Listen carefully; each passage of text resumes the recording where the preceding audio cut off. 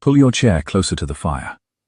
Tonight's story is of a governess who never meant to be noticed, a duke whose reputation made London nervous, and a single April morning at Ravensmere Hall, when both of their lives turned in the space of a single sentence. Miss Eleanor Whitfield caught the falling child before she caught her own breath. She had been on the gravel sweep no more than half a minute, her travelling boots still wet from the carriage step, when the small figure in a white muslin pinafore came hurtling down the great stone stair of Ravensmere Hall as if pursued. The child's foot missed the third step from the bottom, her body pitched forward into open air. Eleanor moved without thought. She dropped her portmanteau, lunged across the gravel, and caught the child against her shoulder with the cushioned thump of a struck pillow. The girl's pinafore was streaked with mud at the hem. Her hair, two long black plaits, swung against Eleanor's chin. The smell of her was warm honey, river silt, and the faint vegetable tang of someone who had been wading through new spring grass. "Hello," Eleanor said, when she had her balance again. "I do hope you were not coming down to greet me at quite that speed." The child went absolutely still. She blinked up at Eleanor with eyes the colour of wet slate. A small, pale girl of perhaps 7, every freckle visible across the bridge of her nose. "You're the new one," the child said. "I am the new one. They said the new one would be cross. Then they have been telling tales about me before I even arrived. How disappointing." The child considered her with the grave intensity only the very young manage. "You smell of coach horses." "That is because I have been sitting 6 hours behind 2 of them. I think it is a fair exchange." Behind them, on the broad sweep of pale gravel, a man's voice cut clean through the morning air like a blade through still water. "Lavinia, step away from the woman." Eleanor did not turn at once. She set the child's small slippered feet back on the gravel with all the care she would have used for Crystal, gathered the trailing end of a sash that had come loose at the waist, retied it in a neat bow, and only then straightened, half a head taller than the child, and looked toward the speaker. The Duke of Ravensmere stood 3 yards away at the foot of the stair. She had expected, on the strength of a fortnight of London gossip in coaching inns and posting houses, to find herself confronted by something theatrical, some red-eyed brigand of a man with a curl of contempt around his mouth and the carriage of a brawler. The newspapers had used the word dangerous no fewer than 4 times in the printed line Eleanor had carried in her reticule for 2 days. The agency in Bedford Square had used the word twice, in a tone of mild apology, before handing her the letter of engagement. 2 coaching companions had crossed themselves at the mention of his name, and the eldest had whispered, with relish, that he had killed 3 men. What Eleanor saw, in fact, was a tall, broad-shouldered man of perhaps 30, in plain riding clothes, buckskin breeches the colour of clotted cream, a dark green coat slightly dusty at one cuff, top boots that had been polished by someone who took his work seriously. His hair was the deep, tarnished bronze of an old penny, cropped close at the nape and longer above the brow. His face was clean-shaven, sharp in the bones, with grey eyes set under a level brow, and a mouth that, at this particular moment, looked as though it had not smiled in a great many weeks. He was unmistakably the most physically imposing man she had ever stood within 10 feet of. He was also, in the broad sunlight of an April morning at 10:15, not in the least dangerous-looking. He simply looked tired and irritated, and as if he had a great deal more to do before noon than catch falling nieces. "Your Grace," Eleanor said, and curtsied. She made the curtsy neither too deep nor too shallow. She had been practicing it in the carriage by leaning forward against the seat strap. It had been some time since she had needed it. "You are Miss Whitfield?" "I am." "My niece came down those stairs at a run, in slippers, against very particular instructions." "She did." "You caught her?" "I did." "Why?" It was not quite a question, the way he said it. There was a flatness to the word, as if he had asked because he could not afford to leave any conduct in his household unexplained. Eleanor was aware of the housekeeper standing in the great doorway above them, of 2 footmen hovering at the carriage with her trunk between them, of a small undergardener frozen with a wheelbarrow at the corner of the house. The entire arrival of a governess at Ravensmere Hall had ground to a halt in order to hear how she would answer her new employer. Because the alternative, Eleanor said evenly, was to let her break her teeth on the gravel. Your Grace did engage me to keep her in one piece. I have begun a quarter of an hour early. There was a pause. Lavinia's small hand, Eleanor noticed without looking, had closed very firmly on a fold of Eleanor's travelling skirt. Something altered, very slightly, behind the Duke's eyes. Not warmth, not approval. Closer to the look a man gives a horse that has just shown an unexpected gait, as if he had been prepared for one quality and met another, and had to recalibrate. Mrs. Hadley will show you to your room, he said. I will speak with you in the library at 3. He glanced at the child. Lavinia, come. The girl's grip on Eleanor's skirt tightened a fraction. Then, with the obedience of long habit, she released it, crossed the gravel on small, reluctant feet, and stood beside her uncle. He laid one large hand on the crown of her head, with the careful gravity of a man handling something he was afraid of breaking. They turned together and walked back up the stone steps into the shadowed hall. Eleanor remained where she was a moment longer. Her heart, she discovered, was beating rather harder than the catching of the child accounted for. The morning was full of small spring sounds, a thrush very near, the soft pop of harness as the carriage horses shifted, water dripping somewhere from a leaded gutter onto stone. The smell of new grass came up off the lawn in waves. She had been at Ravensmere Hall for 3 minutes, and she had already laid a hand on the Duke's niece, contradicted him about a quarter of an hour, and used the word disappointing in his hearing. She was not, she thought, as she retrieved her portmanteau, beginning particularly well. What she did not know, as she followed the housekeeper up the great stair past family portraits of Ravensmere dukes in dark frames, was that the Duke would not, in fact, be in the library at 3. He would be at the door of the schoolroom, standing 1 step back in the corridor, listening to a stranger read aloud to his niece in a voice that had not stopped shaking him since he had heard it on the gravel.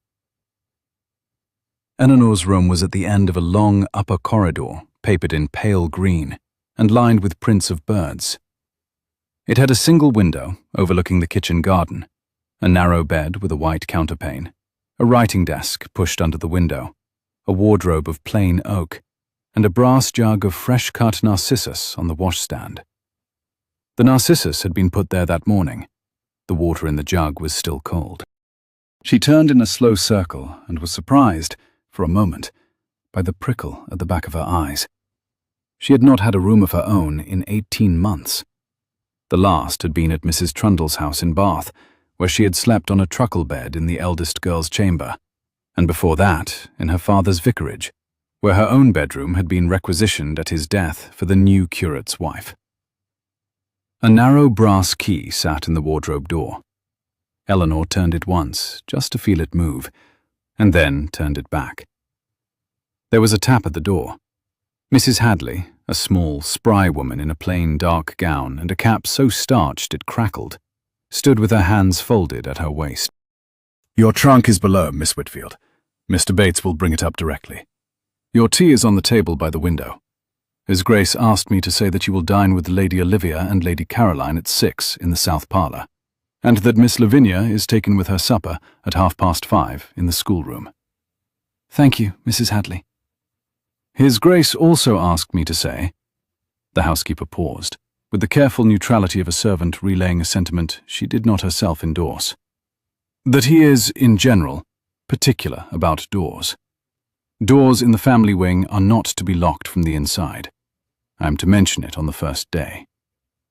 Eleanor considered this. Is there a reason, Mrs. Hadley? There is, miss. Will you tell me what it is? The housekeeper's eyes flicked to the narcissus, and then back. The previous Duke, miss. His Grace's father. He was lost in his dressing room some 4 years gone, and the door was bolted from the inside. They had to send for a man to take down the door, and her late Grace was distressed. His Grace does not care for the practice. It is a small thing, but it is firm. Thank you for telling me plainly. You are welcome, miss. Mrs. Hadley hesitated again. Miss Whitfield, may I say? Yes. That child has been at Ravensmere a year and 7 months. She came down from London after her mother, the late Lady Esme, took ill of a chest fever and was lost in November of 24. We have had 4 governesses. The first stayed 8 days. The 4th left a fortnight ago over a matter of Miss Lavinia's running away into the home wood at dusk to look for foxes. She was retrieved by Mr. Bates at 9:30. Goodness. You caught her on the gravel today, miss. The hall has noticed. Mrs. Hadley curtsied, allowed herself the faintest hint of a smile, really nothing more than a softening at the corners of her mouth, and went out. Eleanor sat down on the edge of the bed. She thought, very deliberately, about the Duke's careful hand on the crown of the child's head, about the careful word particular and what it had been hiding, about 4 governesses in a year and 7 months, and a small girl who slipped her shoes off in spring and ran into woods at dusk to look for foxes. She had, all the way up from London, intended this engagement to be a quiet one, a place to work, a place to save her quarterly wages, a place to think, perhaps in a year or 2, about the small school for daughters of country clergymen she meant one day to open in her own name. She had not intended to be moved. She unfolded her gloves on the counterpane, smoothed them flat, and went to find the schoolroom. The Duke of Ravensmere was not in the library at 3. Eleanor knew this because she was in the library at 3. She had been there since 2 minutes past by the long case clock in the corner. She had been very particular about not being late. She had used the intervening 4 hours between her interview with Mrs. Hadley and the appointed time to walk the schoolroom corridor twice, to find the schoolroom itself, a long, bright, south-facing room with a globe in the window, a battered piano against the inner wall, and a tray of pressed leaves on the table, and to spend 3/4 of an hour with Lavinia in the schoolroom, listening to her describe, with rather alarming taxonomic precision, the differences between the badger sets she had discovered in the Homewood and those in the deer park. Lavinia could not, as it turned out, read very well. Lavinia could identify, by the curl of a leaf, 4 kinds of oak.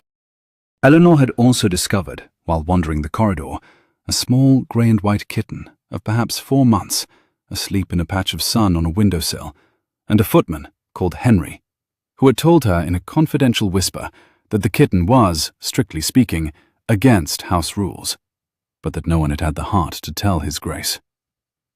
Eleanor had filed the kitten away for later consideration. At 10 minutes past 3, the library door opened. The Duke of Ravensmere came in without ceremony, in his shirt-sleeves, his coat over one arm. He smelled of horse and wet leaves. He stopped, as if surprised to find anyone there, and then drew the doors closed behind him. "Forgive me," he said. "I was held up at the stables." "Of course." "You have been waiting." "I have." "How long?" 11 minutes, Your Grace." His mouth did something complicated then. Not quite a smile. Closer to a man who has heard, after a long, thirsty afternoon, a glass of water set down on a stone table. "I am told," he said, draping his coat over the back of a chair, "that you went up to the schoolroom of your own accord at noon and read with my niece for 40 minutes. "I did. She told me at luncheon that you do not, in fact, smell of coach horses any more, and that you have a sister called Beatrice, and that you said badger is one of the prettiest words in the English language. All 3 are accurate, Your Grace." He came around the library table and stood at the marble fireplace, hands clasped behind him. The room was lined to the cornice with books in dark bindings. A long window looked out over the rose terrace, where 2 gardeners were on their knees pegging out new growth. The April light came in slantwise and turned the wood floor the colour of dark honey. Miss Whitfield, Your Grace. You are the 7th governess my agent has sent up from Bedford Square for my niece in 19 months. The other 6 left between them 2 pairs of stockings, 1 Bible inscribed by my late mother, an enormous unpaid wine merchant's bill, and a great deal of correspondence I am still answering on Lavinia's behalf to other households. I should like to know, before we proceed, why you wish to be the 7th. It was, Eleanor thought, an unusually honest question for a man with his reputation. Because I needed an engagement, Your Grace, she said. And your agent was the only one in London willing to send a clergyman's daughter, without titled relations and with 1 previous post, to a house with a duke in it. The other agents required 2 posts and a baronet. I have only 1 post and a vicar. What was your previous post? 5.5 years with the Trundle family of Bath. 3 daughters. The eldest is now married. The youngest is gone away to Mrs. Carmichael's seminary at Cheltenham. I was no longer required. Why did Mr. Trundle not write you another character? He did, Your Grace. It is in my reference packet. It is, I am told, satisfactory. It is not satisfactory. It is laudatory. I have read it twice. Then I am at a loss as to why you should still wish to question me, Your Grace, since you have already formed an opinion. The Duke's eyes, that level grey under the level brow, fixed on her properly for the first time. Eleanor felt the look the way one feels weather change in a barometer. He was, she realized, not at all the way the newspapers had drawn him. He was a man who had been listening, very carefully, for the wrong note. I question every applicant, he said, because the last one I did not properly question allowed my niece to walk into the home wood at twilight wearing only 1 shoe, in October. I would prefer not to repeat the experience. That is fair, Your Grace.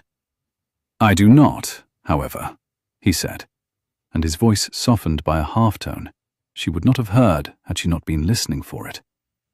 Ordinarily encounter a governess who tells me to my face that I have already made up my mind. Most are more cautious. I have noticed, Your Grace, that caution is the chief currency in your household. Mrs. Hadley is cautious. The footmen are cautious. Lavinia, who is 7, is cautious. I do not believe more caution from me will improve the supply. And what, in your view, will improve the supply? Honesty, Your Grace, of the practical kind. May I ask you 3 questions? There was a small silence. Then, with the air of a man who could not quite believe what he had just agreed to, the Duke said, You may. Does Miss Lavinia read? No. She cannot get past words of 2 syllables. The 4th governess called her stupid in October, and I dismissed her in October. Miss Lavinia has not opened a primer of her own free will since. Does she ride? She has a fat grey pony called Hodge. She rides him round the south paddock at a walk, holding the groom's hand. She is afraid of the canter. Does she sleep through the night? Something tightened, almost imperceptibly, at the corner of the Duke's mouth. No, Miss Whitfield, she does not. She wakes between 2 and 3 of the morning, and goes down to the kitchen and sits on the back step of the scullery with whichever maid is awake, and one of the cats. She has done this since the week she arrived. I see. Have you a 4th question, since you ask? No, Your Grace. I have what I came for. He looked at her for a long second. Then he turned to the fireplace, and with great, unnecessary care, adjusted a small bronze dog at one end of the mantelpiece by 1/8 of an inch. My sister, he said, addressing the bronze dog as much as her, was lost to us in November of 24 of a chest fever contracted in the 2nd week of November and ended on the 22nd. She was 28. There was no time to send for the child. Lavinia was at the seaside at Brighton with her aunt by marriage. She came up to London in a fast carriage and arrived 9 hours after her mother was gone. She has spent a great deal of the year, and 7 months since, attempting, in her quiet way, to ascertain whether her mother is, in fact, gone for good or only mislaid. She is afraid of canters, because her mother used to canter beside her on a pony called Rabbit. She does not sleep at night, because in November of 2024, she went to sleep at 7:30, and her mother was alive, and she woke at 6, and her mother had been gone 4 hours. Eleanor said nothing.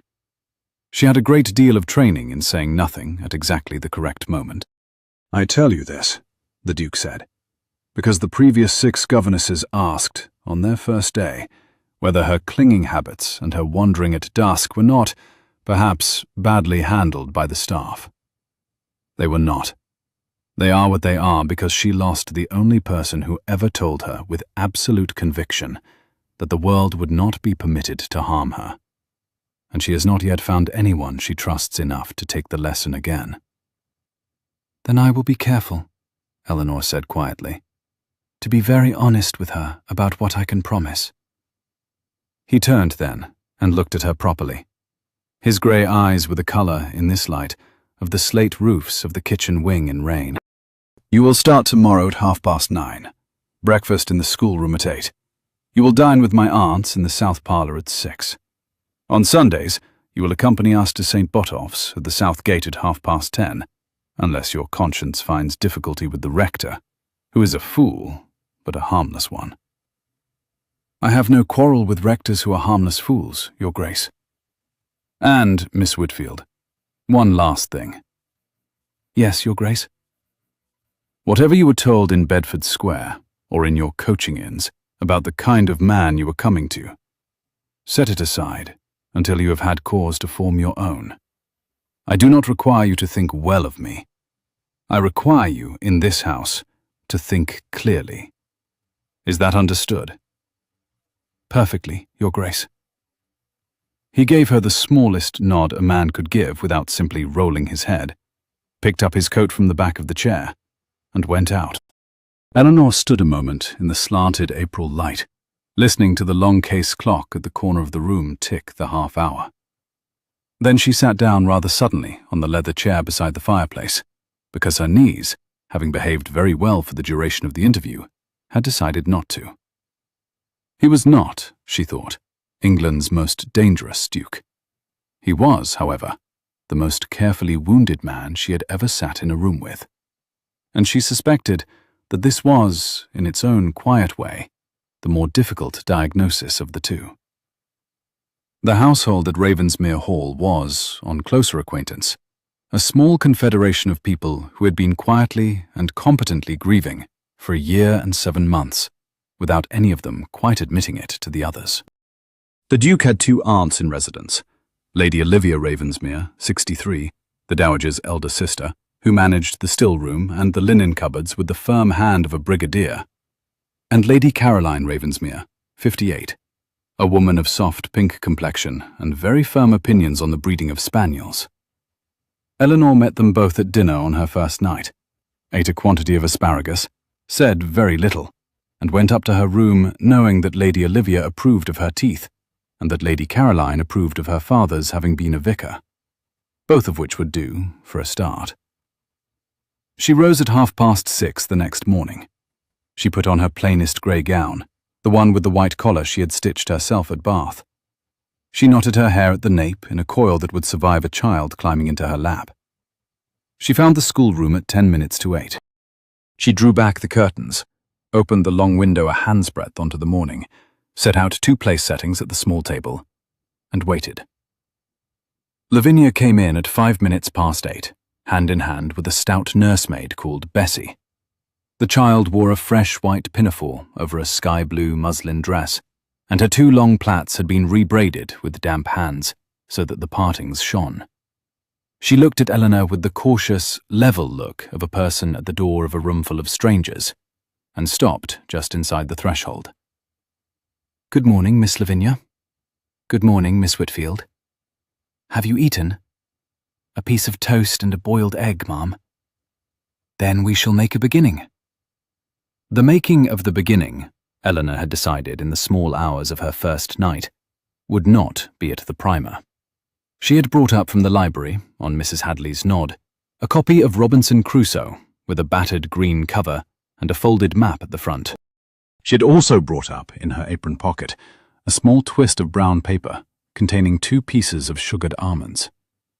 She had also brought up, in a quiet inside fold of her shawl, the small grey and white kitten from the windowsill in the long corridor, who had been entirely willing to be carried. She set the kitten down in the middle of the schoolroom rug, where it stretched, yawned, and laid claim to a square yard of warm wool. Lavinia made a small, involuntary sound. It was the first sound, Eleanor realized, she had heard from the child that she would have called happiness. Is that? That is the kitten from the window in the long corridor, Eleanor said, sitting on the rug beside it. Footman Henry says he is, strictly speaking, against the rules. I have brought him up for half an hour. While he is here, we shall agree that he is the schoolroom's responsibility. After half an hour, I shall carry him back to his patch of sun, where, strictly speaking, he is still against the rules, but is nonetheless quietly accommodated. The child sat down on the rug with the deliberate, considered care of someone setting a teacup on a tray. What is his name? He has not got one yet, so far as I have heard. May I? You may. May I name him? You may, Miss Lavinia, on the strict understanding that the name must be discussed with His Grace at some convenient hour, and that, in the meanwhile, we tell no one in the kitchens that he has come up here. Yes, the child said, with the gravity of a treaty. Yes, Miss Whitfield. The kitten washed one ear. Lavinia, on her knees, put out one careful finger and touched the very tip of his tail. The tail twitched. She giggled, a small, reluctant giggle, half swallowed, as if she had not been certain the schoolroom rug was a place where giggling was allowed. Eleanor opened the green-covered book on the rug between them. This, she said, is a story about a man who is shipwrecked on an island for many years and learns, all over again, how to do every ordinary thing. How to plant a seed, how to make a hat out of goat hair, how to keep a calendar by cutting notches in a post. He learns these things rather badly at first. Why? Because he has no one to ask. Now, we shall not begin with the words. We shall begin with the map at the front. Do you see this island? Yes. Show me where his ship was wrecked. There. Show me where he built his first house. There. Show me where the cannibals came. There. You read maps very well. Mamma and I had a map of England on the schoolroom wall in London. She put pins in it for every place she had been. Did you put pins in it for the places you had been? Yes, mine were red. What colour were hers? Blue. I shall buy you a new map of England this week, Eleanor said. And a box of pins. There will be red ones and blue ones. The blue ones will be for the places we go together. The red ones will be for places you go without me. You may decide where the first blue pin goes. The child looked at her for a very long moment. The kitten, with great deliberation, climbed into Lavinia's lap, turned 3 times, and went to sleep across her thighs. The badger sets in the home wood, Lavinia said. The badger sets in the home wood it is. She did not see the Duke of Ravensmere in the corridor outside, one step back from the open schoolroom door, perfectly still, with his hand resting on the brass handle of the door he had not yet pushed all the way open. She did not see the muscle that moved in his throat. She did not see him step back, very quietly, and walk away in his stockinged feet. He had taken his boots off at the head of the stair so as not to wake the household. Down the long carpeted corridor toward his own apartments, where he would dress for the morning, and then ride out into a wet April field for 2 hours, and not, when he came back, be able to tell anyone what he had ridden past. So began the first month of Miss Eleanor Whitfield's residence at Ravensmere Hall. The lessons, between her and the child, found their pattern within a week. Maps in the morning, a piece of Robinson Crusoe at noon, read aloud, with the kitten on the rug, An hour of needlework in the afternoon, in which Eleanor turned out to be a great deal better at the work than the pupil, and the pupil a great deal better at the talk than the teacher, and a steady understanding came up between them in the exchange. After tea, which Lavinia took in the schoolroom, they walked. The Homewood first, the deer park, the kitchen garden, where the head gardener, a great taciturn man called Mr. Pemberton, very gravely permitted Miss Lavinia to be in charge of the carrot bed. By the third week, Lavinia could read aloud the first chapter of the Crusoe, in halting, careful sentences, with one finger under the line. By the fifth, she could read it without the fifth. She could read it without the finger. Eleanor did not see the Duke very often in the first month. She glimpsed him in the corridor at odd hours, always booted, always going somewhere. To the stables, to the home farm, to the long room on the south side where he met with his land steward on Tuesdays and Fridays. She caught the back of his head once or twice in St. Botolph's at Sunday service. He sat in the family pew with his aunts on his right and Lavinia on his left, and did not look at Eleanor, who sat with the upper servants 2 rows behind. He spoke to her 3 times in the first month. The first was on the second Sunday, in the church porch after service, in front of his aunts and a great many of the parish. He bowed slightly to her, asked her if she found Mr. Tilbury's sermon a tax upon her patience. Mr. Tilbury was the rector, who was a harmless fool, and seemed, when she said it was a very fine sermon for a fine April morning, to be entirely satisfied with the answer. Lady Caroline, on his other side, looked from one to the other of them, with the polite blankness Eleanor had begun to recognize as her chief defense against any social situation she did not fully understand. The second was in the long corridor outside the schoolroom on a Wednesday afternoon, when Eleanor was carrying Lavinia's outdoor cloak down to the boot room. She had not seen him approach. They almost collided at the turn of the stair. He set out one hand to steady her, did not actually touch her sleeve, and stepped back at once. "Miss Whitfield." "Your Grace?" "My niece has, I gather, named the kitten Wellesley." "She has, Your Grace." "I am told this is a compromise." "It is. She wished originally to name him Bonaparte. I suggested that, as the kitten was a cat of small stature, with a remarkable temper and considerable strategic intelligence, Wellesley was a more accurate appellation. She accepted the substitution under protest. His mouth did the thing it had done in the library. The not-quite smile she had observed and catalogued in the interview, and stored, for safekeeping, somewhere she did not examine. "Carry on, Miss Whitfield." "Yes, Your Grace." The third was at the head of the great stair, on a wet evening in the third week, when she came down from putting Lavinia to bed, and found him standing at the foot of the stair, with a letter in his hand, and an expression she had not seen on him before. He was reading the letter again, as if he could not quite believe what it said. He looked up. Their eyes caught for the space of 2 heartbeats. He folded the letter very carefully into thirds, slid it into the inside pocket of his coat, and gave her one small, precise nod. "Miss Whitfield." "Your Grace."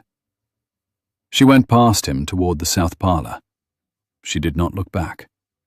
She was, however, aware that he had not moved until she had reached the door of the parlour, and that he was, when she did at last glance toward the great staircase, no longer in the hall.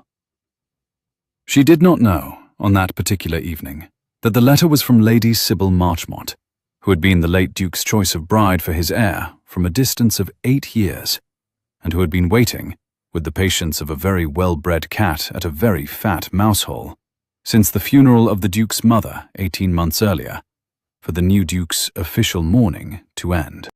She also did not know that Lady Sybil's letter announced, with great propriety and a most regrettable suddenness, her intention to come down with her mamma to a small house party at Ravensmere Hall, by his Grace's gracious previous invitation, in the 2nd week of May.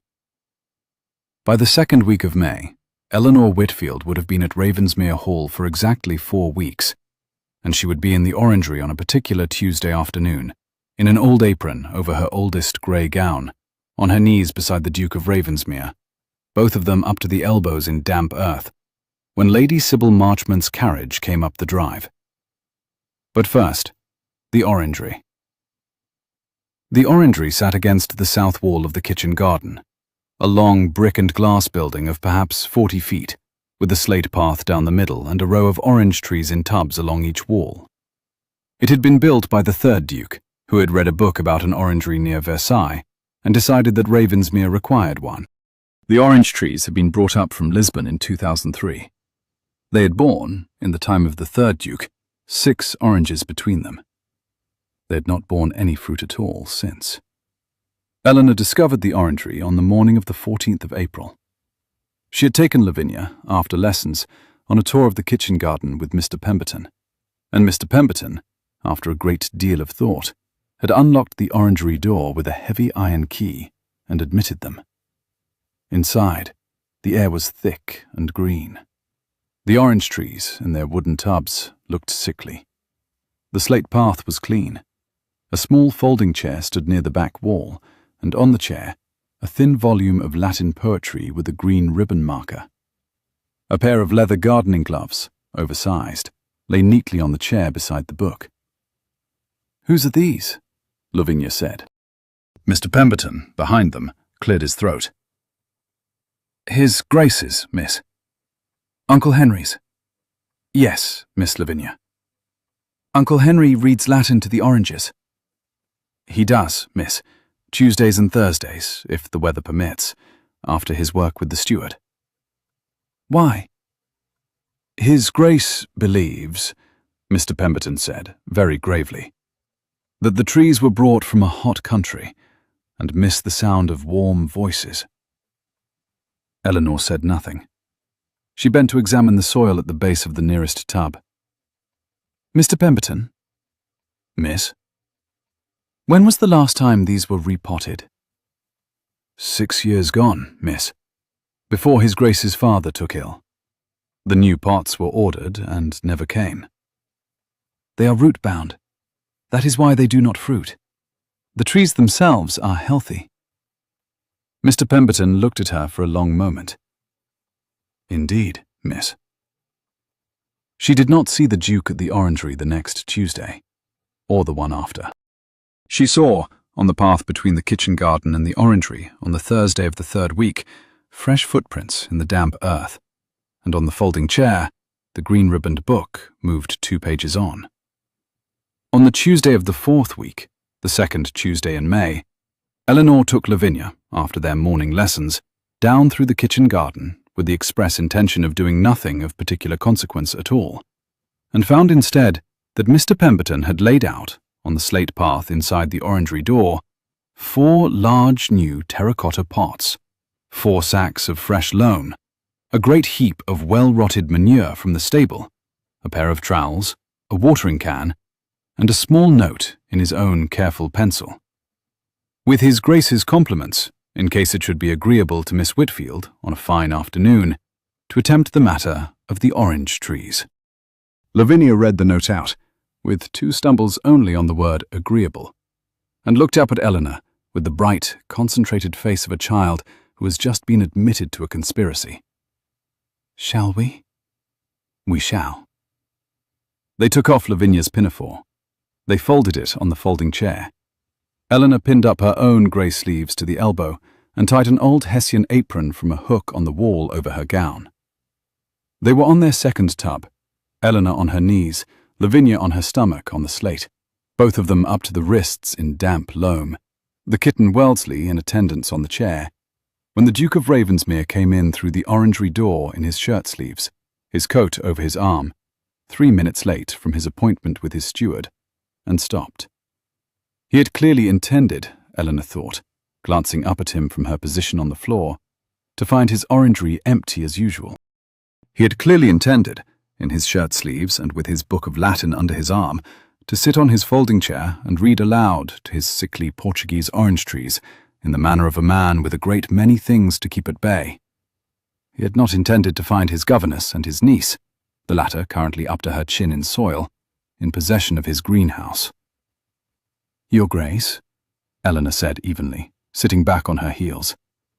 Mr. Pemberton has lent us the use of the orangery this afternoon. I hope we are not in your way." The Duke looked, for one extraordinary, unguarded second, like a man caught entirely unprepared by his own life. Then he set his coat on the back of the chair, set the book of Latin on top of the coat, rolled his linen shirt sleeves to the elbow, walked across the slate path, and knelt down on the floor beside her without a word. "What are you doing, Miss Whitfield?" "Repotting your father's orange trees, Your Grace. They have been root-bound for some 6 years and are perfectly healthy underneath." "And you proposed, today, to repot 4 mature orange trees on your own?" "With Miss Lavinia's assistance, Your Grace." "I see." He picked up the second trowel from the slate, turned to the half-finished tub beside hers, and slid the blade into the packed earth at the base of the trunk with the practiced hand of a man who had done it before. Eleanor watched him for half a second, the long line of his rolled forearm and the careful, precise pressure of his thumb on the tool, and resumed her own work. "Lavinia." "Yes, Uncle Henry." "Have you been told that you are not, under any circumstances, to repot orange trees in your good pinafore?" "My pinafore is on the chair." "It is. I withdraw the observation." The child, on her stomach on the slate path beside them, said in the small, intense voice of one engaged in serious labor, "We are mostly going to put the manure in next, Uncle Henry. The loam first, then a layer of manure, then more loam. Wellesley is in charge of the chair." "I observe Wellesley is in charge of the chair." "You are not allowed to sit on it until we are done." "I would not dream of it, Lavinia." There was a silence. The orange trees, in their old tubs, rustled faintly in the warm green air. Outside, the kitchen garden in May was a great wash of new lettuce, espaliered pear, and the first papery red of the early poppies that grew of their own accord against the south wall. Bees were going steadily in and out of a hive at the far corner. A wood pigeon, very near, said its 3 syllables. Eleanor was acutely conscious, more acutely than she had been conscious of anything in years, of the precise distance, perhaps 18 inches, between her right hand and the Duke of Ravensmere's left hand on the slate path, of the rhythm of his breathing, slow and even, of the small frown of concentration at the corner of his mouth as he worked the root ball loose, of the fact that his hair, in the green orangery light, was the color of an old penny, exactly as she had first seen it, and that the cuff of his shirt sleeve, rolled to the elbow, had a small darn at one inner edge in a thread that did not quite match.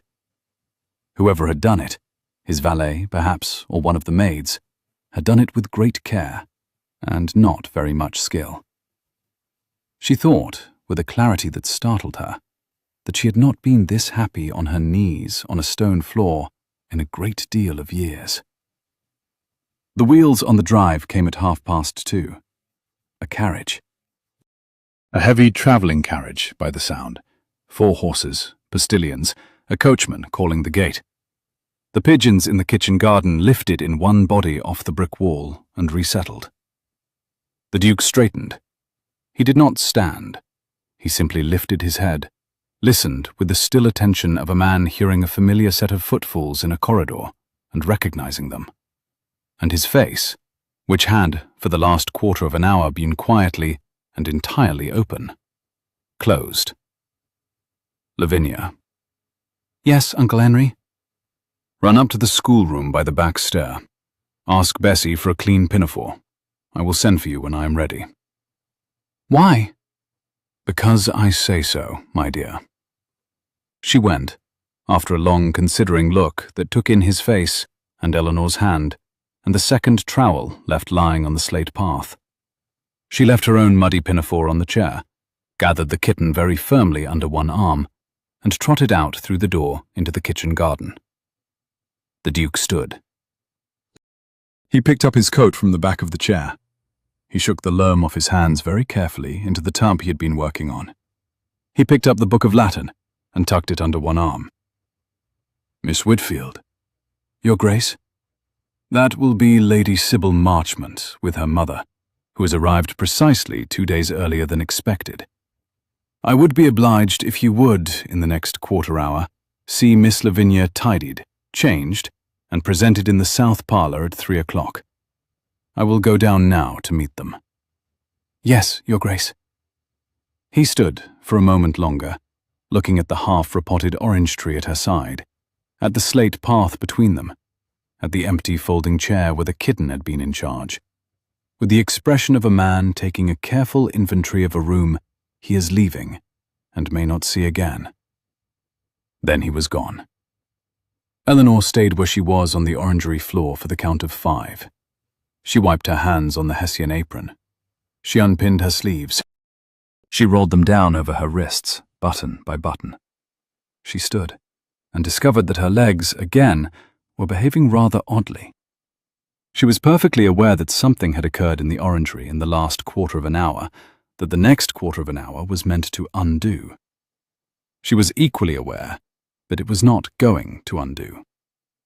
She picked up Lavinia's small, muddy pinafore from the chair, folded it neatly over her arm, and went up to the schoolroom by the back stair. By 3 o'clock, she had Lavinia changed into a fresh white pinafore over a pale lavender muslin, the 2 long plaits retied with new ribbons, her hands scrubbed, and the kitten Wellesley back in his patch of sun on the long corridor windowsill, asleep on his side, dreaming of orangery rugs. By 5 minutes past 3, Eleanor and Lavinia were at the door of the south parlour, and Eleanor was lifting the child up to her own height to whisper a single sentence in her ear before they went in. "Lavinia?" "Yes, Miss Whitfield." "Whatever the lady inside that room says to you, you are to be polite. You are not to be afraid. And you are not, under any circumstances, to tell her about Wellesley." "Yes, Miss Whitfield." "On 3. On 3. 1, 2. The door opened on 3 from the other side. The Duke of Ravensmere stood holding it open. His coat was on, his cravat was perfectly tied.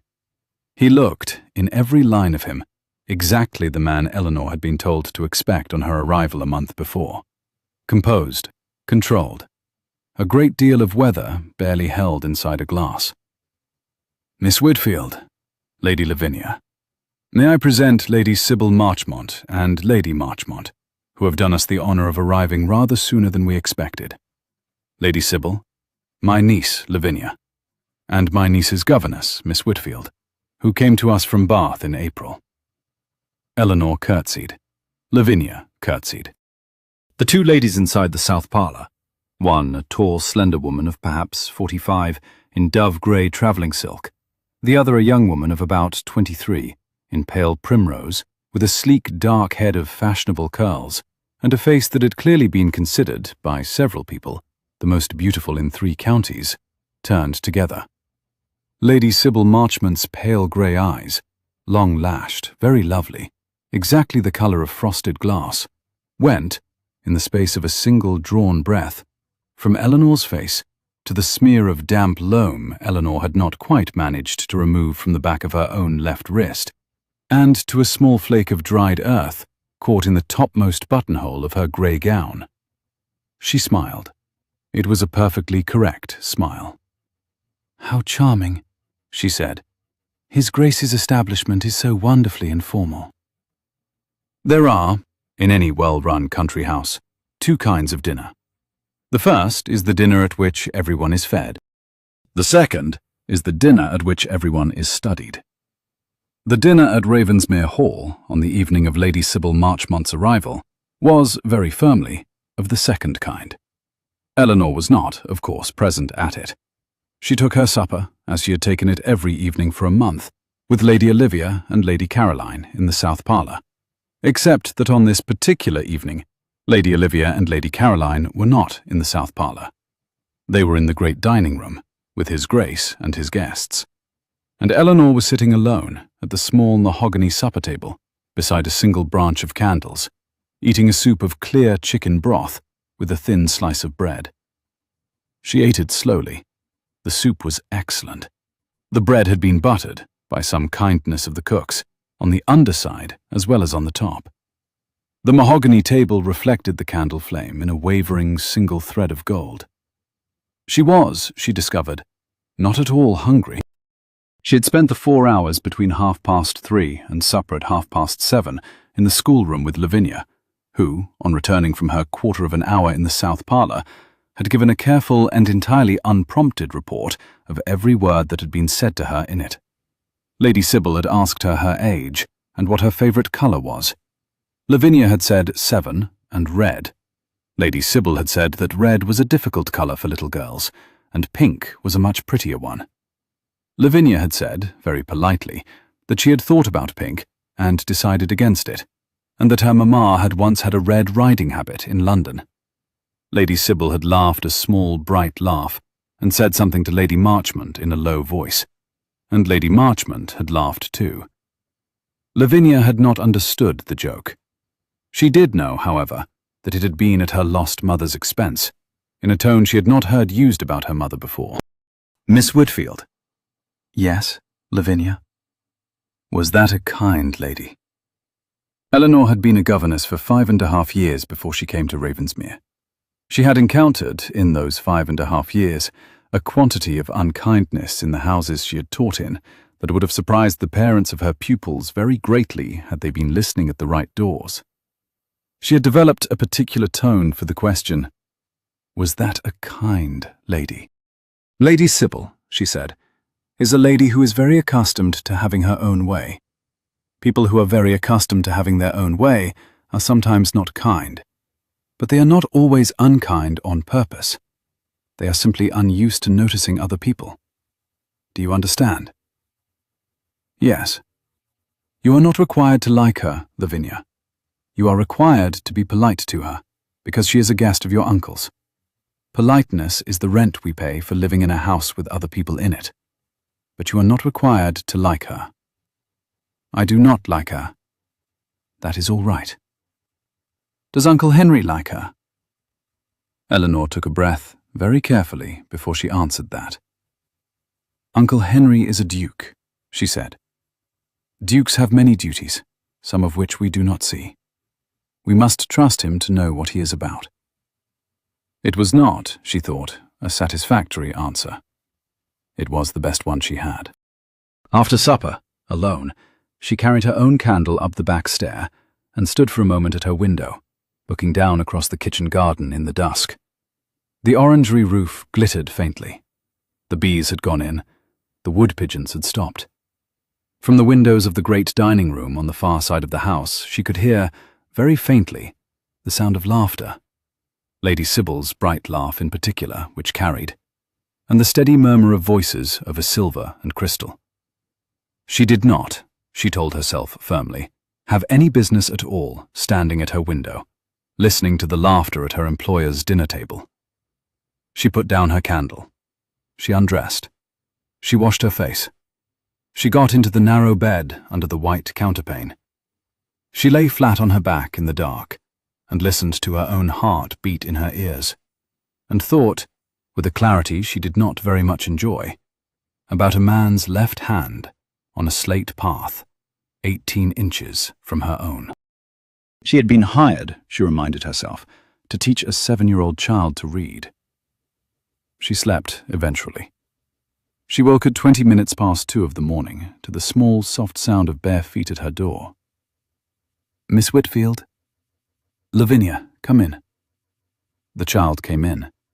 She was in a long white nightgown, with her feet bare on the cold boards, and her 2 plaits had come loose at the ends, so that her hair stood out in a small storm cloud around her face. She climbed up onto Eleanor's bed without being invited, and sat cross-legged at the foot of it. I had a dream. What did you dream? That Mamma came down the stair in a red riding habit, and Lady Sybil told her she was not allowed in the house, and Mamma had to go and stand on the gravel outside. That is a very sad dream. Yes. Do you want to sit here a little while? Yes. You may. Take the spare blanket from the chair. Put it over your knees. We shall not light a candle. We shall sit in the dark, you and we shall not be afraid. Lavinia took the spare blanket. She wrapped it around her shoulders. She leaned against the bedpost. Miss Whitfield. Yes. Is Lady Sybil going to live here? I do not know, Lavinia. Is she going to be my new mamma? I do not know. Will you stay? Eleanor closed her eyes in the dark. There was, she thought, only one honest answer to that question, and she had no business at all giving it to a 7-year-old child. I will stay, she said, for as long as His Grace wishes me to stay, and as long as I can be of use to you. That is all the promise I am able to make tonight. But it is a real one, Lavinia. I do not make promises I cannot keep. That is a better answer than the last one gave. What did the last one say? She said she would stay forever. She left on a Wednesday. I am sorry. The child was quiet for a long minute. Then, in the small, flat voice of a person setting down a fact she has carried for some time, I do not want you to leave. I know, Lavinia. Sleep here a little while. I will sit up. There is a book on the table I had been meaning to read. The child slept, in the end, against the bedpost, with the blanket around her shoulders and her cheek on Eleanor's knee. Eleanor did not, in fact, open the book on the table. She sat in the dark with her hand resting very lightly on the crown of Lavinia's head, and she listened to the wind in the lime avenue at the back of the house, and she thought, with the calm precision of a woman doing a sum she has been putting off, exactly what was now happening to her. She had been 6 years older than the child sleeping on her knee when she had lost her own mother. She had been at school in Cheltenham. She had been told the news in the housekeeper's small, bright sitting room by the second mistress, who had been very kind. Her father had remarried within 7 months. The new wife had been perfectly civil, and entirely unable to see Eleanor in the same room as her own 3 small daughters by a previous marriage. Eleanor had been sent back to school, and then out into the world as a governess, and her father had been taken at his desk of an apoplexy 3 years later. She had not wept. She had not been, since the day her mother was lost to her, in a room with a person who had laid one hand on the crown of her head and told her with absolute conviction that the world would not be permitted to harm her. She had not known, until this exact moment in a dark bedroom at Ravensmere Hall, at 3 of the morning on the 2nd Wednesday in May, that she had been waiting all those years to be allowed to do that for someone else. The child was warm against her knee. The wind moved in the limes. Eleanor sat in the dark. She carried Lavinia back to the nursery at 5 o'clock, when the first thrush had started in the lime trees. She put her into her own bed under the rocking horse and pulled the coverlet up to her chin and stood for a moment beside her, watching her sleep. Then she went back to her own room and washed and dressed, and was at 7:30 in the schoolroom with the lessons laid out for the morning. She did not see the Duke at breakfast, because she did not breakfast with the Duke. She did not see him at luncheon, because she did not luncheon with him either. She saw him at 4:20 in the afternoon, in the long corridor outside the schoolroom door, and the look on his face stopped her at 3 paces. Your Grace. Miss Whitfield. His voice was very even. I am told my niece left the nursery in the small hours and went to your room. She did. Bessie should have heard her. Bessie was asleep. The child crosses the corridor very lightly, Your Grace. She has had practice. I am told you sat up with her until 5. I did. Why did you not send for Bessie? Because she did not want Bessie, Your Grace. She wanted to sit on a bed in a dark room with a person who would tell her that she was not afraid of Lady Sybil. I judged it the lesser evil to give her the half-truth she could carry than the conventional rebuke she would have remembered. I do not propose to make a practice of it. If it is offensive to Your Grace, I will, in future, return her to Bessie. There was a very long pause. Miss Whitfield. Yes, Your Grace. It is not offensive to me. Thank you, Your Grace. He stood, for one extraordinary moment, with his hand on the corner of the corridor wall, as if he needed it. Then he straightened, and said in the same flat, carefully governed voice with which he had asked her name on her first morning, Lady Sybil and Lady Marchmont will be in residence for 10 days. After they leave, my aunts and I shall be in London for the first week of June for a matter of business. You will remain in charge of Miss Lavinia. I will instruct Mrs. Hadley to refer any matter you require to me by post. Carry on, Miss Whitfield." "Yes, Your Grace." He walked past her down the corridor. He did not look back.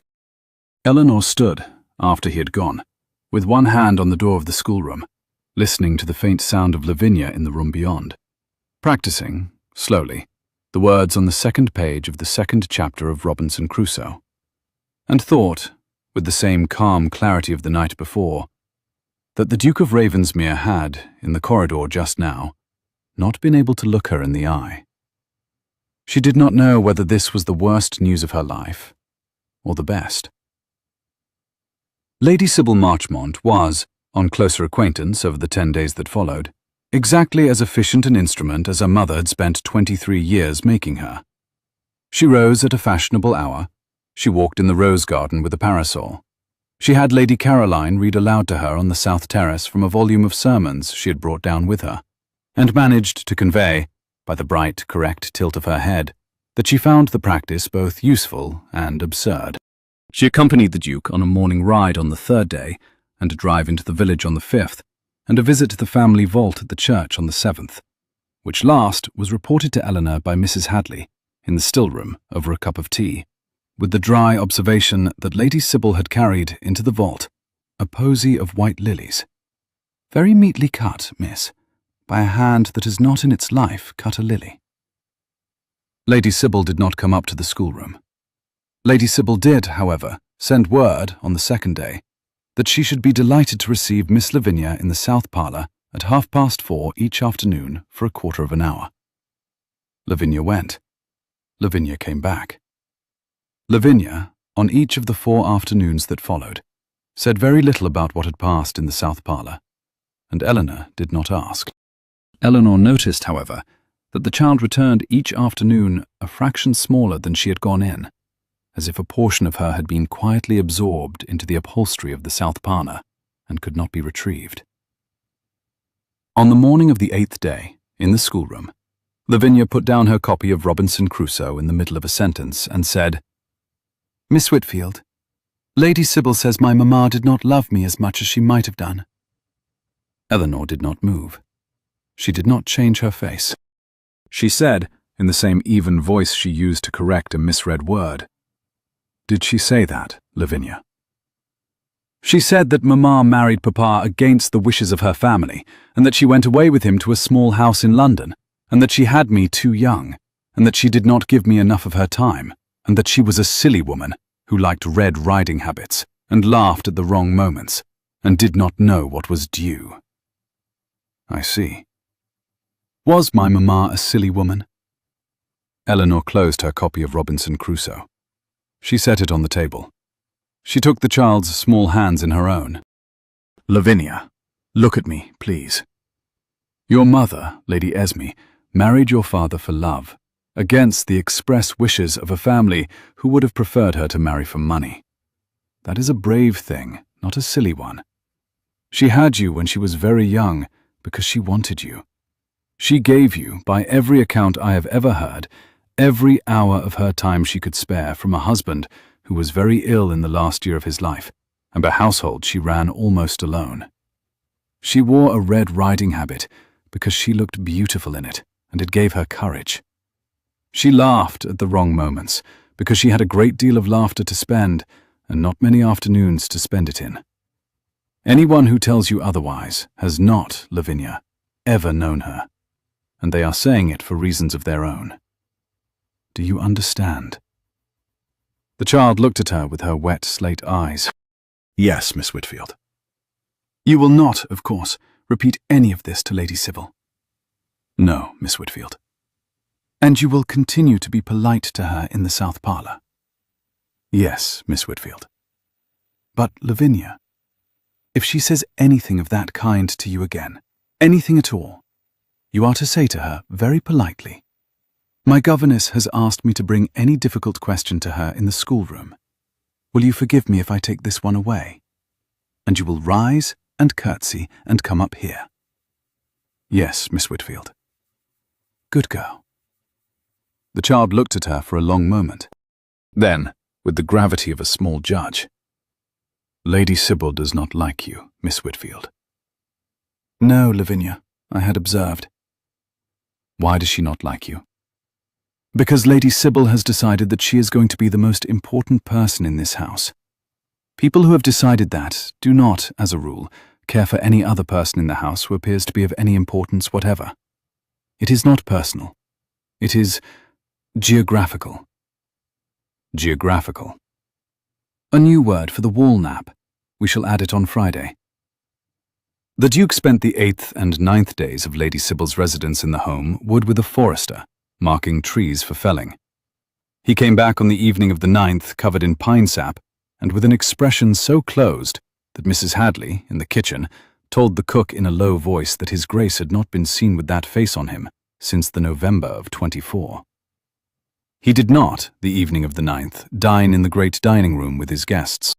He sent word, by Mrs. Hadley, that he was indisposed and would take his supper in the library. He sent word, 10 minutes later, by Mrs. Hadley, that he would be obliged if Miss Whitfield would step down to the library at 9 o'clock that evening, for a quarter of an hour, to discuss the matter of Miss Lavinia's reading. Eleanor put on her grey gown with the white collar. She put on her shawl over the gown. She put up her hair in the same neat coil at the nape. She took down her own copy of Robinson Crusoe from the schoolroom shelf, and a sheet of paper on which she had marked the words Lavinia had now mastered and those still to come. She went down the great stair at 3 minutes to 9. He was at the long table, at the centre of it, with 2 branches of candles before him and the curtains drawn against the night. The room smelled faintly of pine sap and brandy. He had washed and changed, clean linen, the green coat, but the line of his shoulders was the line of a man who had not slept the previous night, and possibly not the one before. "Your Grace." "Miss Whitfield, sit." She sat at the end of the long table, 3 places from him. She set the book down. She set the paper down. She folded her hands on the polished wood and waited. He did not, for a long moment, speak. He turned the stem of a small glass of brandy between his fingers and watched the candle flame in it as if it were the only honest thing in the room. "Miss Whitfield, we will dispense, this evening, with the matter of my niece's reading. It is excellent, and we both know it, and I did not call you down here for it." "No, Your Grace." "I called you down here because I will not, on the evidence of the last 9 days, be marrying Lady Sybil Marchmont. And I owe you the particular courtesy of telling you that directly, before the matter is determined elsewhere." Eleanor said nothing. She found, very suddenly, that she could not, for the moment, speak at all. The arrangement, the understanding, between my late father and Lord Marchmont was made 8 years ago, when Lady Sybil was 15, and was, on my father's side, a matter of consolidating 2 adjoining estates, and on Lord Marchmont's side, a matter of consolidating his daughter into a duchess. It was not, on either side, a matter of asking either of the 2 parties principally concerned what their preference might be. My father was lost to us 18 months ago. Lady Sybil's mamma brought her down to Ravensmere this fortnight, at her own particular instigation, and her own particular timetable, in the entirely reasonable expectation that I, having allowed 18 months of mourning to elapse, would now do my plain duty by my father's wishes and announce a formal engagement within the month. I see. I have spent the last 9 days, Miss Whitfield, attempting, in good faith, to discover whether such a course was, in the matter of my own heart, possible. I have concluded that it is not. Your Grace. I should add, to be perfectly honest with you, that this conclusion was reached on Friday evening at 4:30, when my niece came down to the south parlour from her quarter of an hour with Lady Sybil, with her face white. And I asked Lady Sybil, very mildly, what they had spoken of, and Lady Sybil informed me, with a small, bright smile, that she had thought it kindest to begin gently the process of acquainting Miss Lavinia with what she might expect when her mamma was at last decently set aside in her memory. At which point I left the south parlour and walked into the home wood, and have not, until this evening, returned. Eleanor heard, distantly, a small clock on the mantelpiece chiming the quarter. "I am sorry, Your Grace." "You are not the person, Miss Whitfield, owed an apology in this matter. You are, however, the person who has, on each of the 4 afternoons in question, sent my niece back up to the schoolroom and stopped the bleeding before I knew there was a wound. I should like to thank you, plainly, for the first and the last time." "You are very welcome, Your Grace." He looked up from the candle flame in the brandy glass. His grey eyes, the eyes she had first thought tired and irritated, and then catalogued as merely careful, and had now begun to recognize as the eyes of a man who had been quietly holding several iron doors shut by main strength for 18 consecutive months, fixed on her face. "Miss Whitfield." "Your Grace." "I am about to ask you a question which is entirely improper for me to ask you, in this room, at this hour, in the present circumstances, and which I shall, if you do not give me leave to ask it, never ask you again." Her heart, which had been keeping perfectly orderly time for the last quarter of an hour, performed a single, very loud beat that she was quite certain he could hear across the table.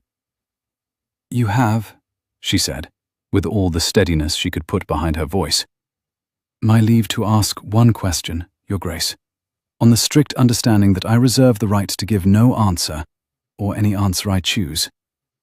"Accepted." He set down the brandy glass. "What did you think, Miss Whitfield, in the orangery on Tuesday afternoon?" She breathed. She heard, very clearly, the small intake of her own breath. The candles on the long table did not flicker. "I thought, Your Grace, that I had not been so happy on my knees on a stone floor in a great many years." There was a silence so complete that Eleanor heard, distinctly, the wood pigeon outside the curtained window. "Thank you, Miss Whitfield." "You are very welcome, Your Grace." "I shall not, this evening, ask you any further question. I have been informed by both Lady Marchmont and her daughter at separate hours of this afternoon that the matter on which they came down is now to be considered closed by mutual agreement, and that they will leave in the morning. I tell you this because it is in your power to know how the wind is blowing in the house, and I have, on no fewer than 3 previous occasions when the wind has shifted at Ravensmere, taken the trouble to be the last person in the household to learn of it. I will not repeat the error. Your Grace. I am going to London on Saturday with my aunts for 1 full week. Lord Marchmont and I have business in Whitehall that cannot, regrettably, wait until the matter of his daughter is, diplomatically, concluded. I shall be back on the 2nd Saturday in June. I shall not, in the intervening week, write to you.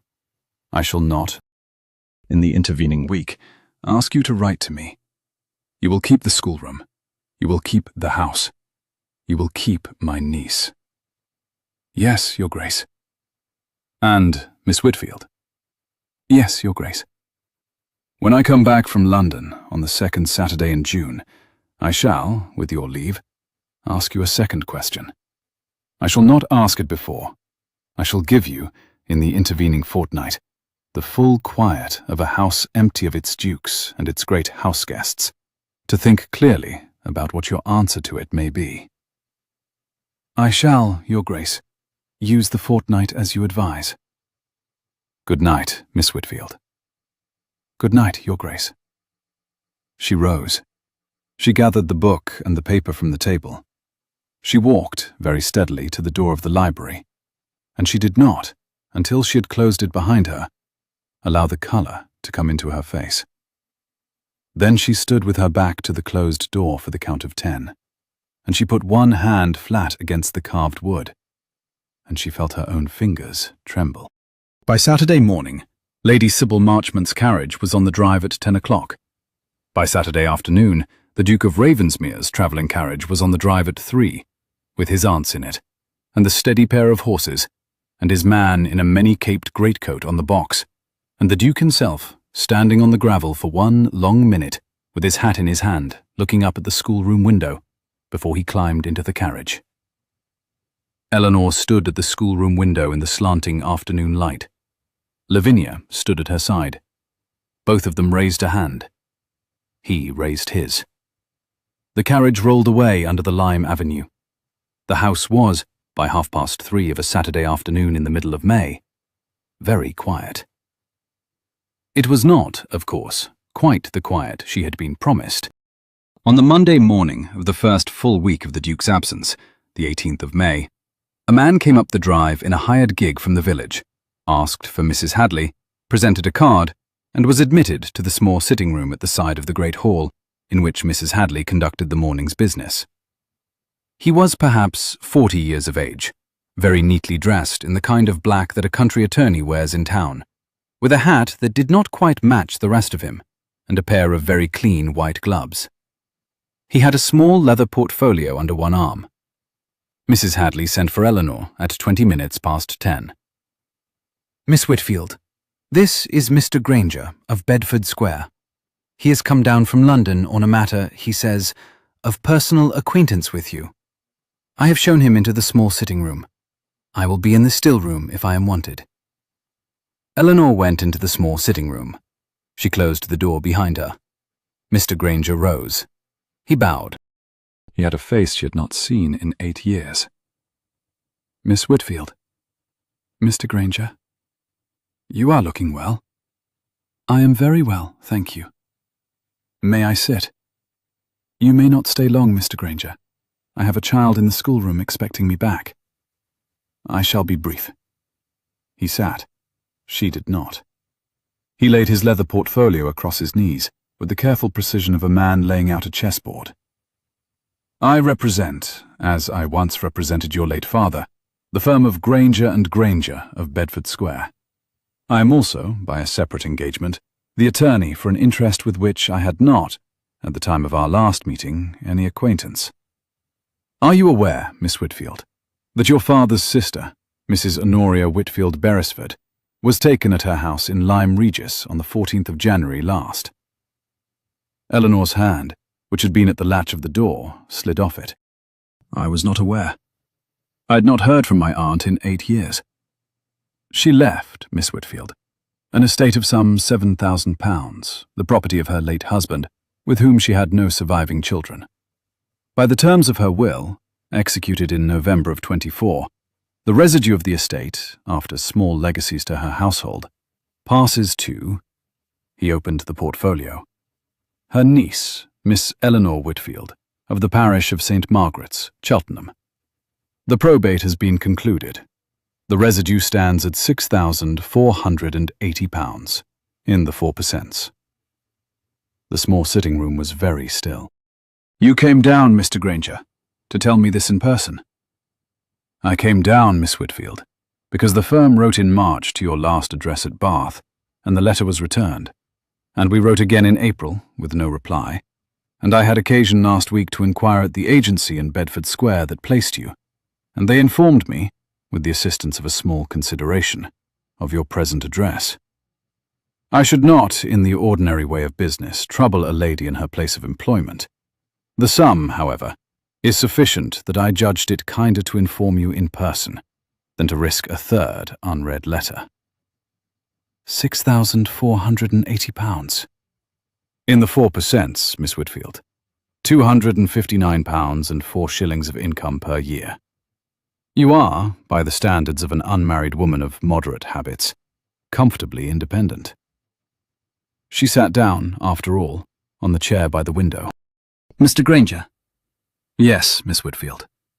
"You will forgive me. I had not, an hour ago, supposed myself anything of the kind. I am—" "Take your time, Miss Whitfield. I have the carriage until 2. She took, in fact, the better part of 10 minutes. She read the will. She read the schedule of the 4%. She signed 2 papers in the careful, slanted hand her father had taught her at the rectory in Cheltenham. She thanked Mr. Granger, with a great deal more composure than she had expected to muster. She walked him to the door. She watched the hired gig disappear under the lime avenue, She went back up to the schoolroom at the unfashionable hour of 11:15, sat down across from Lavinia, took up her copy of Robinson Crusoe, and read aloud for 40 minutes about a man who had built himself a small, fortified house out of wreckwood on an unfamiliar coast. She did not, that evening, tell Lavinia. She did not, that evening, tell Mrs. Hadley. She lay flat on her back in the dark, in the narrow bed, in the green-papered room, and she thought, with the same calm precision she had thought in the small hours of the previous Wednesday, about the small school for daughters of country clergymen she had meant one day to open in her own name. £6,480 in the 4% was, by any honest measure, the school in her own name, in a small house at Lyme Regis perhaps, with a garden and a piano, and 3 or 4 girls of 10 and 12 learning French and arithmetic, and how to walk into a parlour without being afraid of it. It was also, by any honest measure, the exact sum of money that would, in 3 days' time, when the Duke of Ravensmere returned from London, allow her to give him an answer to his second question without ever, for the rest of her life, having to wonder whether she had given it because she was poor and he was rich. And it was also, by any honest measure, an answer she had already, on her knees on the orangery floor on a Tuesday afternoon in May, given without knowing it. She slept that night, for the first time in a fortnight, without dreaming. The second Saturday in June fell on the 6th of the month. The Duke's carriage was expected back from London at some hour between 3 and 5 of the afternoon, depending on the road.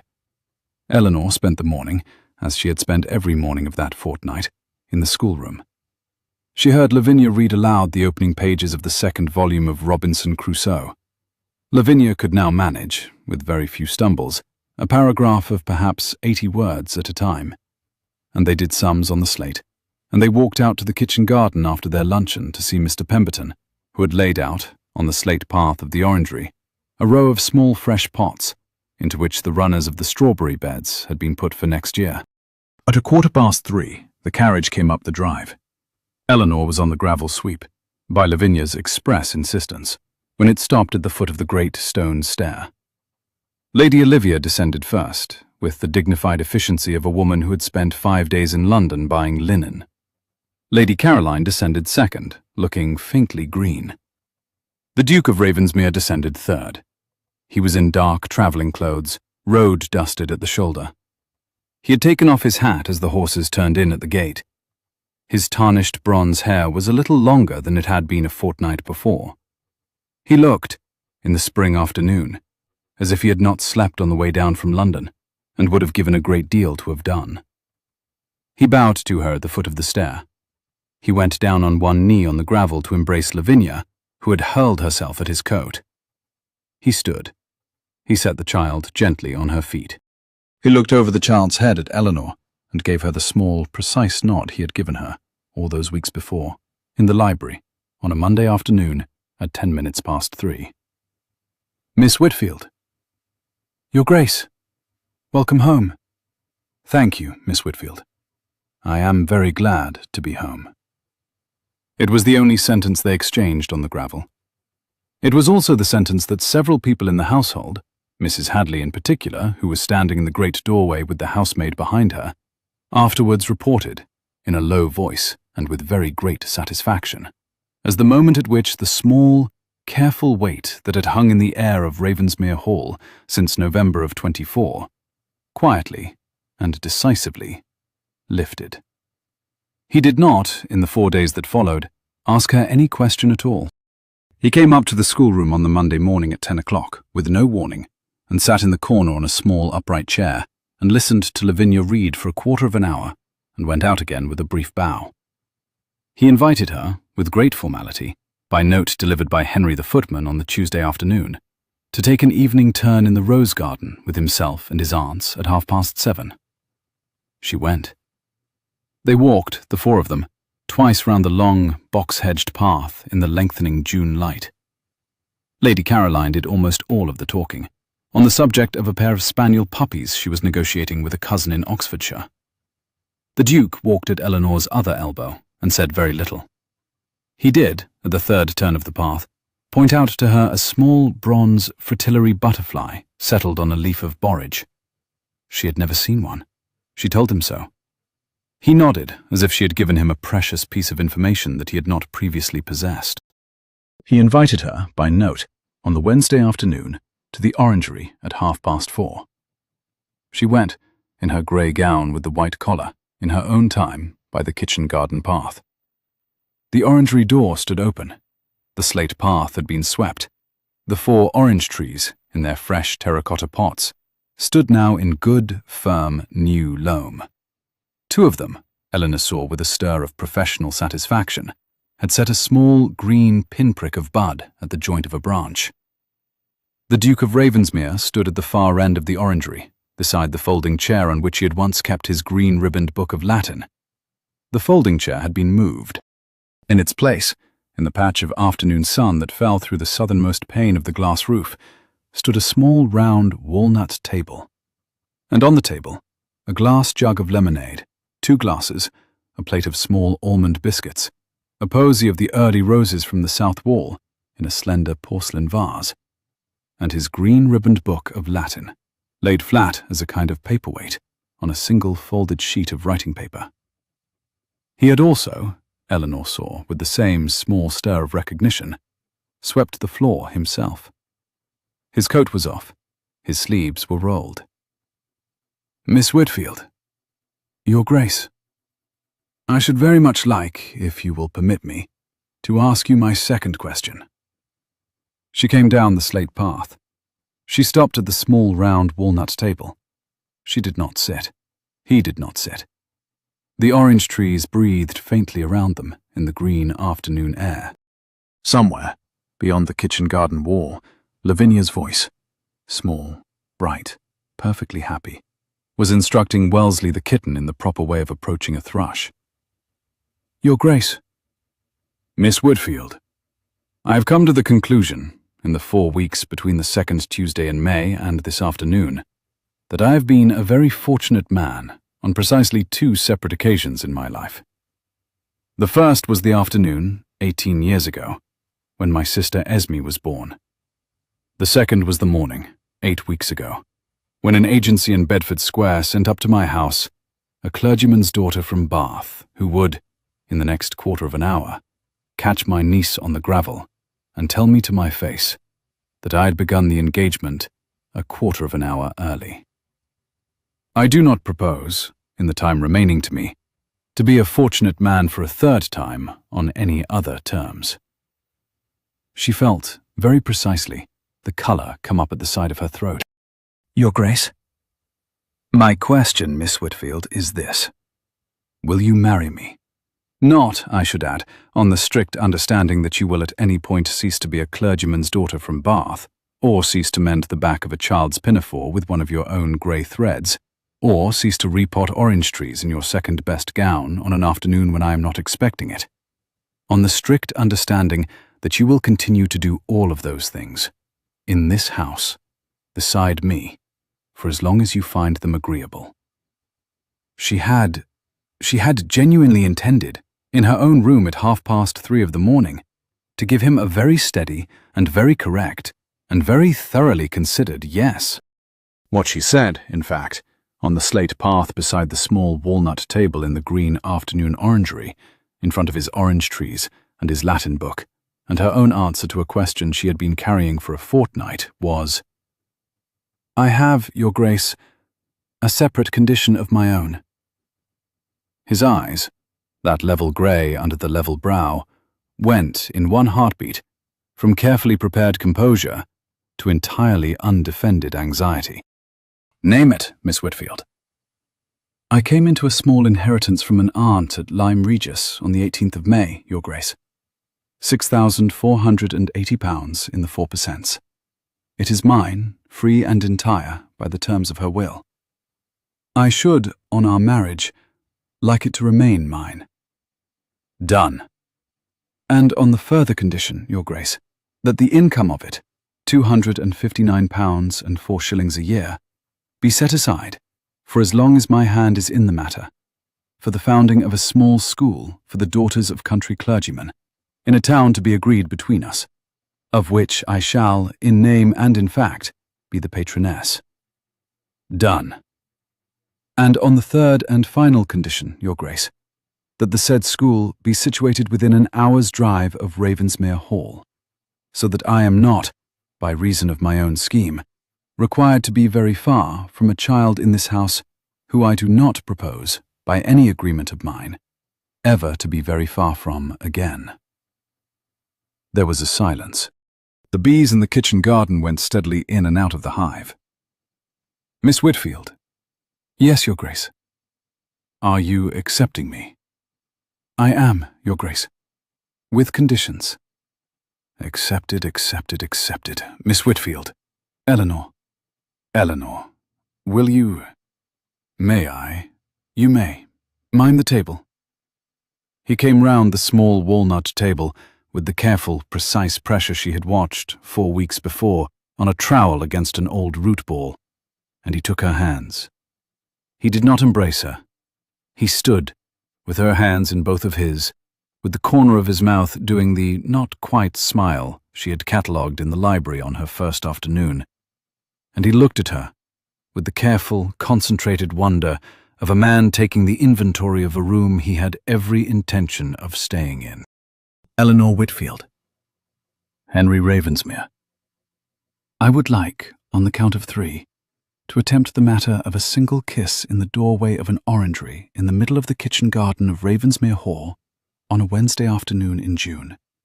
With Mr. Pemberton, I should mention, almost certainly visible through the door of the potting shed, and my niece quite possibly in earshot at the corner of the wall. Acknowledged.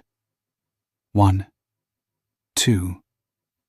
The kiss, on 3, was brief and very careful, and slightly badly aimed, because he had not done such a thing in 7 years, and she had not done it ever, and the corner of the small walnut table was, in the event, painfully in the way. But it was, by every measure that mattered, exactly the kiss they had both intended. When they drew back, with rather damp eyes both of them, Wellesley the kitten, strictly speaking still against the rules, appeared in the orangery doorway, sat down on the slate path, regarded them both with the careful assessing gaze of a small grey and white field marshal, and yawned. They were married in the parish church of St. Botolph's at the South Gate on the 2nd Saturday in September, 3 months later, by Mr. Tilbury, the rector, who was, in the event, neither a fool nor harmless on the day in question, but read the service with very great seriousness, and a small, unexpected catch in his voice at the words, love, and to cherish.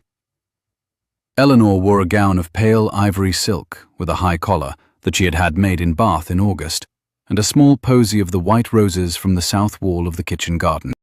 The Duke wore his dark green coat, the same one she had first seen on him on the gravel sweep on the morning of the 1st of April, with the small darn on the inner edge of the left cuff which, by his explicit instruction, had not, in the intervening 5 months, been mended again. Lavinia, in a fresh pinafore of pale forget-me-not blue over a white muslin dress, carried the small white prayer book Eleanor had been given by her own mother at her confirmation in 14. She did not, at any point during the service, fidget. She walked her uncle and her new aunt down the aisle to the church porch, hand in hand with each of them. She had, the previous Tuesday afternoon, named the proposed school Ravensmere School for the Daughters of Country Clergymen, on the strict private understanding that no one of any consequence, particularly not Lady Caroline, was to know that the name had been proposed by a 7 3/4-year-old. The school opened in March of the following year, in a small brick house with a south-facing garden at the village of Hartmere, an hour's drive west of Ravensmere Hall, with 3 pupils, a piano, a kitten descended from Wellesley, and the patroness's name in plain gilt letters on a board above the door. Mrs. Henry Whitfield Ravensmere, patroness. Which last detail had been a private negotiation between the bride and the groom of some duration in the early autumn, and had been settled, finally, on the strict understanding that the name Whitfield came first. The Duke of Ravensmere lived for a great many years after the wedding. He was, in the end, not in any meaningful sense a dangerous duke at all. though he kept the reputation in the newspapers for the next decade because, his wife observed dryly to him one evening over their tea in the south parlour, it was useful in keeping certain kinds of houseguest away. He sat in the House of Lords on matters of agricultural reform. He repotted every 6 years his father's orange trees, which began, in the 3rd year after the wedding, to bear 3 or 4 small, bitter Lisbon oranges each spring. He read Latin to them on Tuesdays and Thursdays as before, and was, after the 3rd year, sometimes joined in the orangery by his wife, with her own book, and a kitten or two, and the increasingly broad-shouldered figure of his niece Lavinia, who at 13 was reading Cicero in the original, and at 16 had been observed, on at least one occasion, to be reading aloud to the orange trees herself. Eleanor lived to be 68. She buried 2 friends, 3 kittens, one mother-in-law she had grown very fond of, and, in the end, her husband, who went before her by 3 years in his own bed at Ravensmere Hall on a quiet October afternoon, with her hand on the crown of his head, and her voice telling him, in the level, even tone she had used a great many times in a great many schoolrooms over a great many years, that the world would not, on her watch, be permitted to harm him. She had not been, since the morning of the 1st of April so many years before, afraid of the words she chose. She closed the door of the bedroom very softly. She went down the great stair in the late afternoon light, past the family portraits of Ravensmere dukes in dark frames. She crossed the gravel sweep. She walked, alone, through the kitchen garden, past the bees still going in and out of the hive at the far corner, and she let herself into the orangery, where 4 old orange trees in fresh terracotta pots stood in fresh, firm, new loam, and the slate path was clean, and the small folding chair stood empty in the patch of afternoon sun. She sat on the chair. She picked up the green-ribboned book of Latin from the small, round walnut table. She held it on her knees a moment, not opening it. Then she opened it at the page she had marked. She read aloud, in the level, even voice she had been using, in that orangery, on Tuesdays and Thursdays after lessons, for 36 consecutive years. The orange trees breathed faintly in the green afternoon air. Outside, somewhere along the kitchen garden wall, a small grey and white kitten, the great-great-great-grand kitten of the original Wellesley, named by the present patroness of the Ravensmere School for the Daughters of Country Clergymen, after a Latin verb whose precise meaning was best understood by orange trees, sat in a patch of sun and watched a thrush. If you have ever, in your own life, walked into a room where you were not expected, and stayed because someone in it needed you to stay, this story has been for you. If you have ever had the courage to set a condition on your own happiness, and to ask for it plainly, before saying yes, Eleanor Whitfield would, I think, like very much to shake your hand. Tell me, in the comments below, the moment in tonight's story when you knew Eleanor and the Duke were going to find each other. And if you have enjoyed this fireside hour, subscribe and ring the small bell, so I may bring you another by this same fire next week. Until then, sleep well. The fire will keep.